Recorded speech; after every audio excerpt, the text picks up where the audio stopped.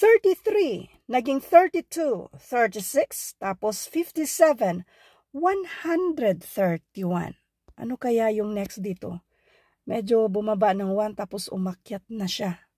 Anyway, welcome back sa ating YouTube channel na Solving Math with Leonalyn. So, number series ulit tayo. Anong meron dito? Pattern pa rin. Paano ba hanapin yung pattern?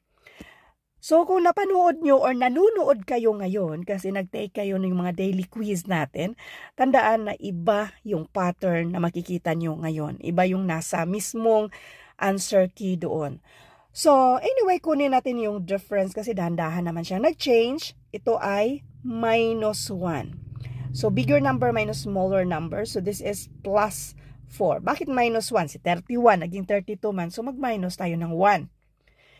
And then, since nag-increase na ito, kunin natin yung difference, pero mag-plus na tayo. Kaya nag-increase naman, kunin natin yung difference. This is 74. So, plus 74. Ang tanong lang, ilan kaya yung i-add natin sa ating 131 para makuha natin yung sagot dito? So, ngayon, since hindi man yan klaro kung ano yung pattern dyan, isa pa, kunin natin yung difference dito. Paano kukunin yung difference kung meron tayong isang negative 1 or minus 1 tapos naging 4. So ano bang i-add natin sa negative 1 para maging positive 4? That will be 5. So in other words, kung may utang kang isa, magbabayad ka ng 5, 4 na lang yung natitira dyan. Okay? May sobra ka pang 4.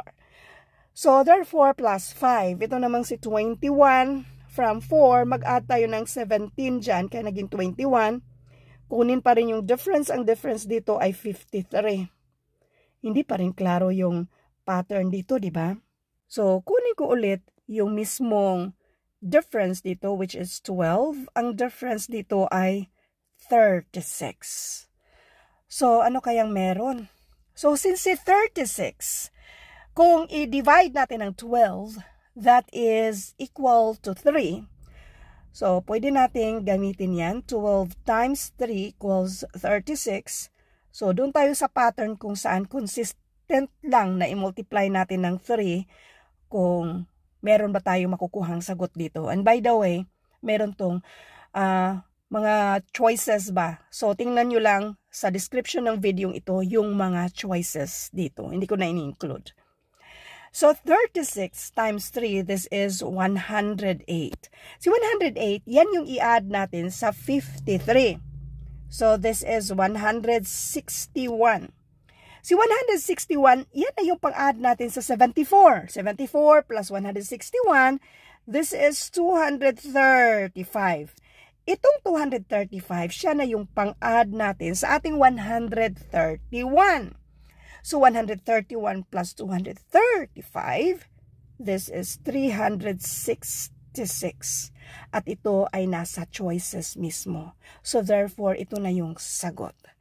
Thank you for watching and all. I hope na meron kayong natutunan sa video ito.